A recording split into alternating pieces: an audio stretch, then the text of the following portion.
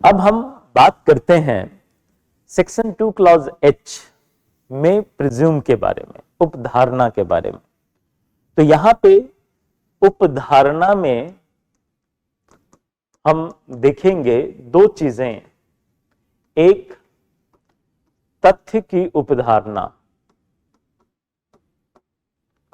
और दूसरा हम देखेंगे विधि की उपधारणा। विधि की उपधारणा।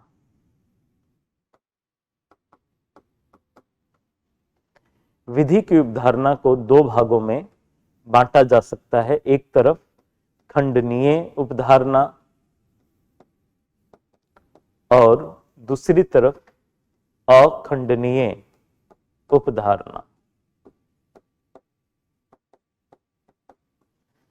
तथ्य की उपधारणा का जहां तक सवाल है तो यह खंडनीय उपधारणा के अंतर्गत रखा गया है, जबकि आप विधि की उपधारणा को अगर आप देखेंगे तो विधि की उपधारणा को दो भागों में बांटा गया है। एक तरफ खंडनीय उपधारणा और दूसरी तरफ आप देखेंगे अखंडनीय उपधारणा के बारे में प्रोविजन किया गया है। जहां तक कि सवाल अखंडनीय उपधारणा का है तो इसी में आप निश्चायक साक्ष्य को पढ़ते हैं, जो आप ऑलरेडी पढ़ चुके हो। सेक्शन 2 क्लॉज बी में कंक्लूसिव प्रूफ शब्द को डिफाइन किया गया था। अब हम बात करते हैं उपधारणा कर सकेगा और उपधारणा करेगा।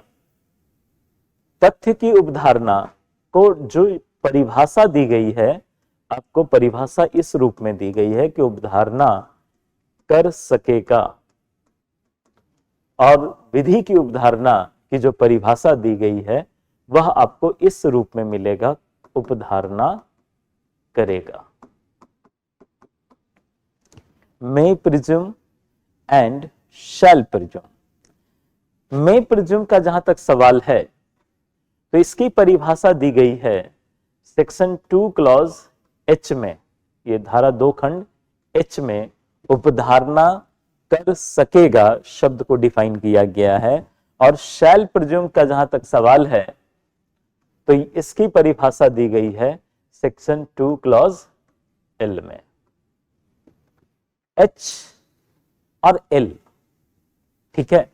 तो यहां पर आप क्या देखते हैं कि सबसे पहले आप देखेंगे कि कहीं ना कहीं सेक्शन 2 क्लॉज एच में आप तथ्य की उपधारणा के बारे में पढ़ेंगे, लेकिन ध्यान देने वाली बात यह है कि इस एक्ट में उपधारणा कर सकेगा, उपधारणा करेगा शब्द को डिफाइन तो जरूर किया गया है, लेकिन कहीं भी आप देखेंगे कि उपधारणा शब्द को इस एक्ट में कहीं डिफाइन नहीं किया गया है। तो इस स्थिति में सबसे पहला सवाल यही उठता है कि उपधारणा क्या होता है, आप प्रिजम्पशन किसको कहेंगे। अगर आप देखें तो उपधारणा शब्द को साक्ष्य अधिनियम में यद्यपि कहीं भी परिभाषित नहीं किया गया है, लेकिन उपधारणा का मतलब क्या होता है, इस संदर्भ में जब आप रसेल को पढ़ेंगे तो रसेल का यह कहना था कि जहां किसी एक तथ्य को देखकर किसी अन्य तथ्य का निष्कर्ष आप निकालते हैं तो उसको हम बोलते हैं उपधारणा। तो रसेल का कहना था कि एक तथ्य के आधार पर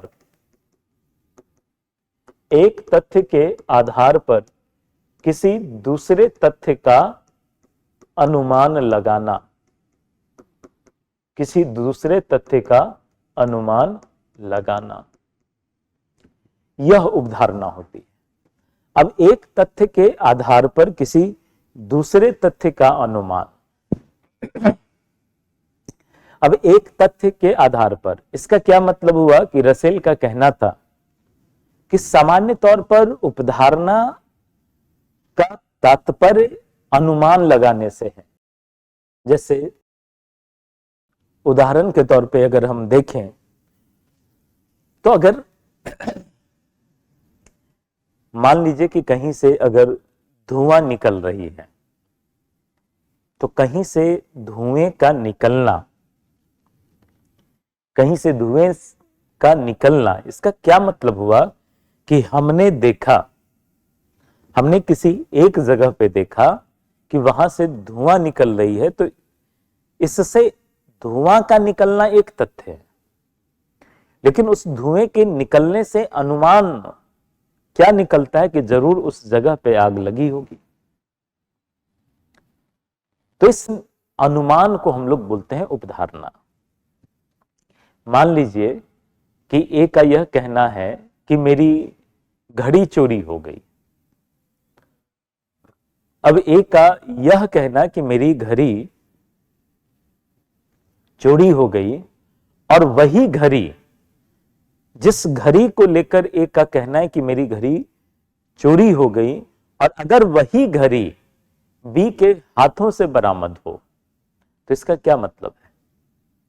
जिस घड़ी को लेकर ए का कहना है कि मेरी इस घड़ी की चोरी हुई है, और वही घड़ी अगर बी के हाथों बरामद हो, तो इससे कहीं ना कहीं निष्कर्ष यह निकलता है ना कि हो सकता है कि बी ने या तो उस ए की घड़ी की चोरी की होगी, या फिर हो सकता है कि उसने चुराई हुई संपत्ति को कहीं से खरीदा होगा।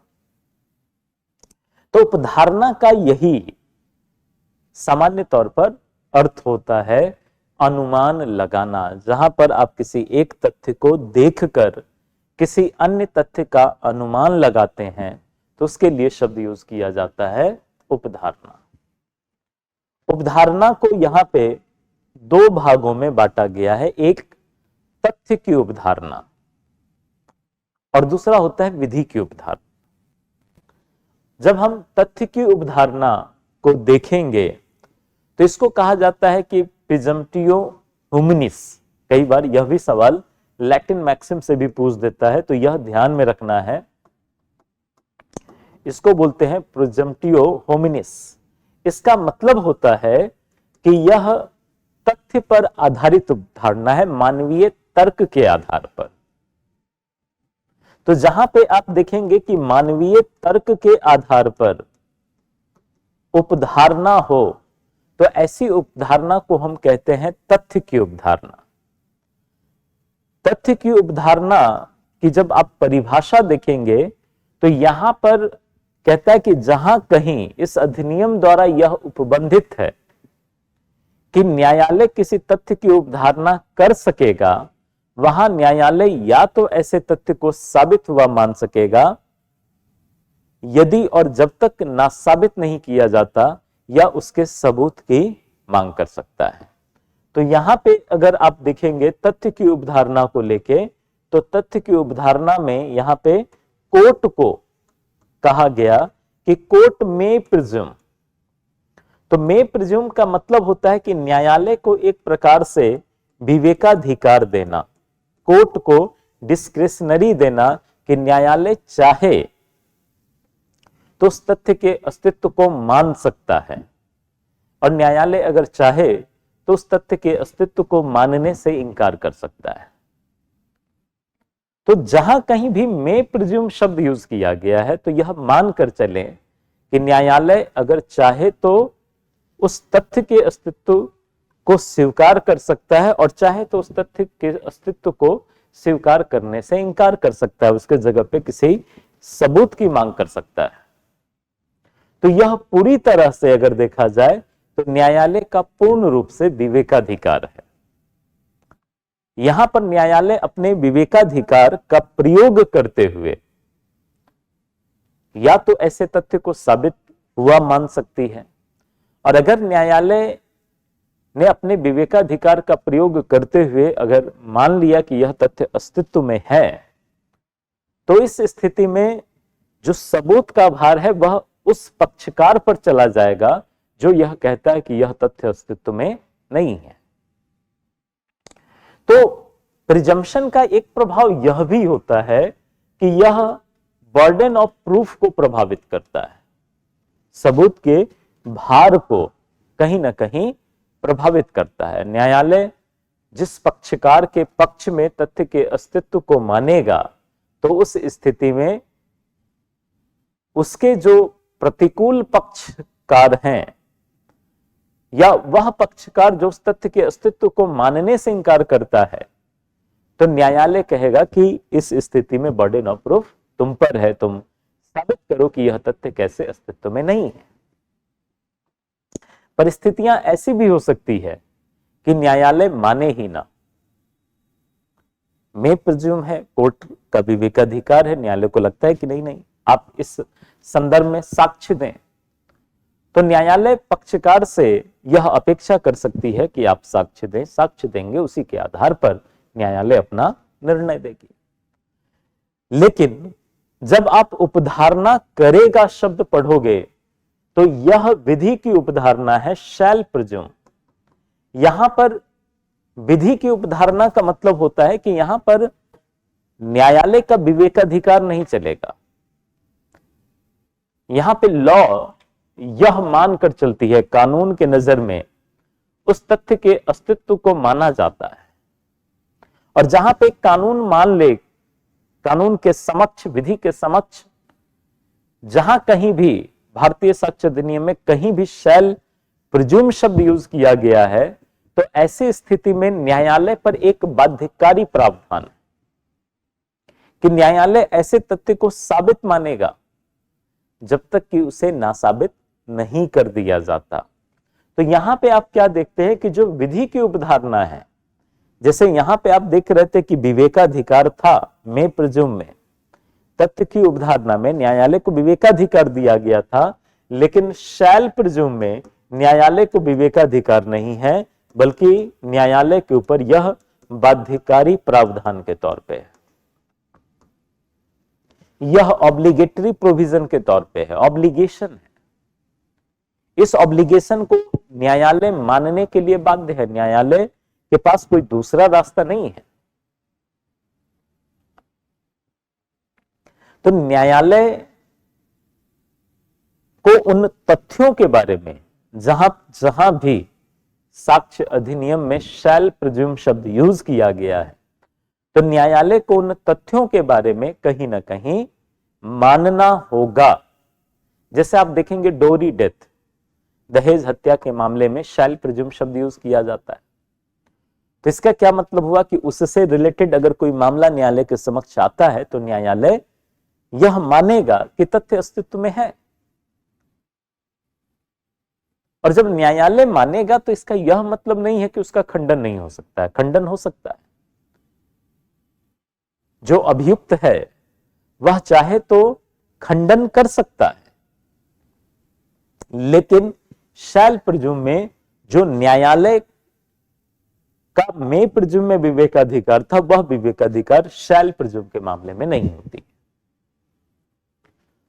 रही बात खंडनीय उपधारणा की, तो यह खंडनीय उपधारणा होती है, अर्थात शैल प्रिज्यूम के मामले में जिस पक्षकार के संदर्भ में इस अधिनियम में शैल प्रिज्यूम यूज किया गया है, तो ठीक उसके अपोजिट पार्टी पे बर्डन ऑफ प्रूफ चला जाएगा कि वह उस तथ्य को डिस्प्रूव्ड करे, उस तथ्य को ना साबित करे। तो यहां पे आप देखते हैं कि यह खंडनीय उपधारणा होती है। दूसरी तरफ अखंडनीय उपधारणा में निश्चायक साक्ष्य के संदर्भ में पहले ही कल ही हमने डिस्कस किया था कि शैल प्रिज्यूम का ही एक फॉर्म होता है कंक्लूसिव प्रूफ, जो कि सामान्य तौर पर यह उपधारणा की जाती है कि इन परिस्थितियों में जहां पे निश्चायक साक्ष्य की परिस्थिति हो, तो वहां पर उन तथ्यों का खंडन नहीं किया जा सकता।